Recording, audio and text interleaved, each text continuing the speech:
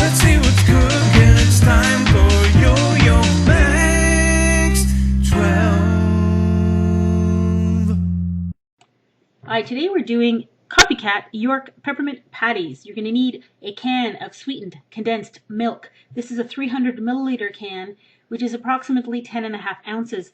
The original recipe asks for a 14-ounce can, which is in the description box below. However, they don't sell it in those size cans here. So I used the 10.5 ounce can, which was actually fine.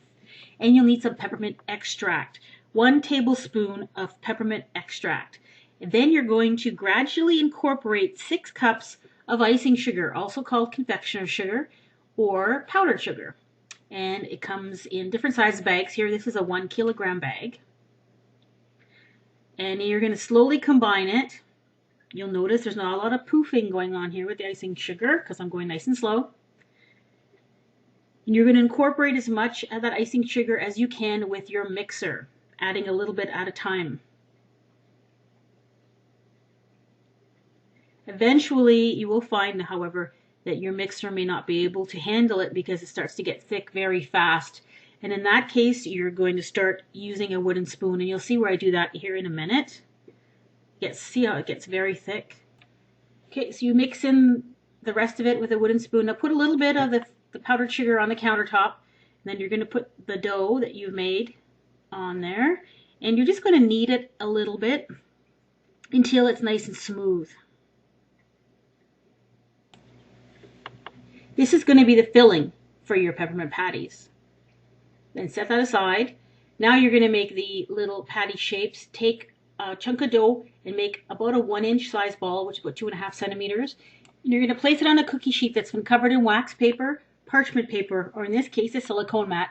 And you're just going to pat it down until you get a nice little peppermint patty shape. Now the size of these is completely up to you. You can make tiny little mints or bigger ones. That's up to you, of course. And continue to do that until you use up all your dough. And it makes lots of them. And you're going to let them dry. You're going to let that dry at room temperature for at least an hour to an hour and a half. And you will notice that the tops will become dry to the touch. I let mine sit about an hour and a half. And then you're going to flip them over. And you're going to allow those to dry for another hour at least. A little bit longer would be better. And they're quite sticky on the bottom still. And as I'm turning them, I need kind of 2 spatulas to get them off for this particular batch.